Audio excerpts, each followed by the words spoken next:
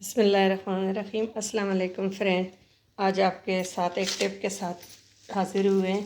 ये देखिए माशाल्लाह से मेरे पास बहुत ज़्यादा धनिया फ्रेश सब्ज़ी के साथ आ गया था, तो मैंने इसको धो के साफ़ करके तो अभी इसमें जो तिनके हैं ना, पहले मैंने धोया है, धो के सुखा लिए।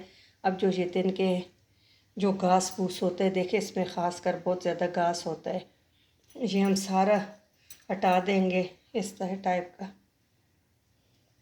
ये सारा साफ़ करके ये बहुत ही आपको, और ये अब रमज़ान शरीफ में माशाल्लाह रोज़ाना हमारी चटनी बनती है और हमारा काम बहुत ज़्यादा बढ़ जाता है। तो ये अगर हमारे पास साफ़ सुथरा धुला हुआ हो तो पकौड़ों में भी काम आता है, चाट में, चटनियों में। तो ये है कि ये आपकी ज़िंदगी आसान हो जाएगी। ये मैंने देखे, ये मैंने एक बोतल 15 दिन हो गए हैं इसको मैंने सेव किए हुए। ये देखे माशाल्लाह से वैसे ही सब्ज़ बिल्कुल देखे फ्रेश। ये 15 दिन हो गए हैं कि मैंने इसको प्लास्टिक के बोतल में ये किया है। तो अभी मैं ये एक कांच की बोतल ले लूँगी, ड्राई और बिल्कुल साफ़ सुथरी है। तो इसमें पहले ये तिनके वगैरह आपने चुन के, देखिए ये इतना इसमें से कचरा निकल आया है। अब जो है ये बिल्कुल साफ़ हो गया। तो इस तरह ही बंच बना के आपने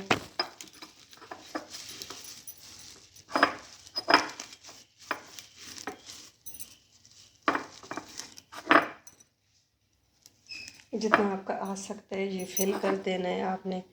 और इसको एयर टाइट बंद करके, ज़रूरी नहीं है कि कांच के हो, आप प्लास्टिक की, ये मैंने 15 दिन पहले रखा है।